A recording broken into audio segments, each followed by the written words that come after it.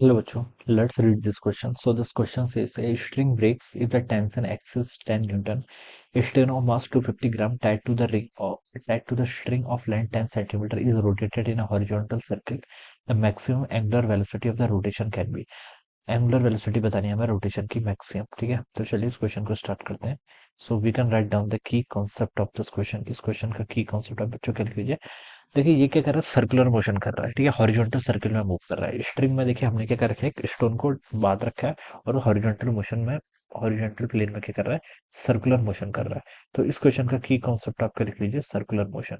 Circular motion will be the key concept of this question. ठीक है, अब बच्चों देखिए स्ट्रिंग ब्रेक्स कर जाएगी if it tension exceeds 10 Newton. ठीक है, अगर टेंशन की वैल्यू 10 न्यूटन से ज्यादा हो जाएगी तो। ठीक है, ये स्टोन को देखिए, ये इस तरीके से सिचुएशन है। या मान लीजिए आपकी कोई स्ट्रिंग है, ठीक है, ये आपने स्टोन को इससे अटैच कर रखा है और ये ऐसे सर्कुलर मोशन कर रही है इस तरीके से। This is the path. ठीक है, ये क्या इसका पाथ है। ठीक है, ये मान लीजिए इसका सेंटर है। ठीक है, ये इसका सेंटर है, इसके बॉडी की तरह रोटेट कर रहा है।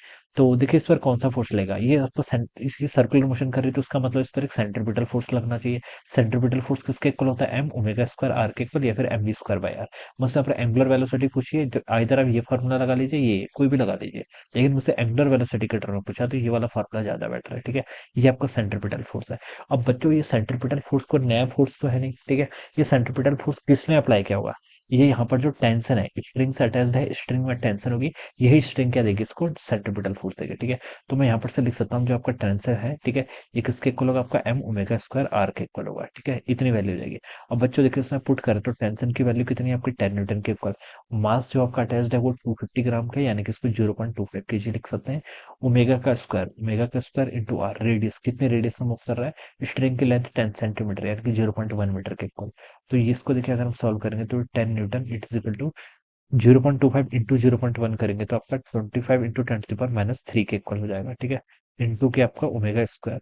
तो यहाँ से इसको सॉल्व करेंगे तो 10 ये आपका 0.4 इधर आ जाएगा, इंटू 10 to the power 3 इधर चला जाएगा। ठीक है, is equal to omega square. ठीक है, तो ये हो जाएगा आपका कितना, 400 के इक्वल, ये आपका ओमेगा स्क्वायर की वैल्यू हो जाएगी। और ओमेगा यहाँ से आपका आ जाएगा 20 रेडियन पर सेकंड के equal. So this will be the our omega. Alright, तो ये किससे मैच कर रहा है आपका, फर्स्ट ऑप्शन से, तो first option will be the correct answer of this question. So I hope you all understood this concept. All the best and thank you so much.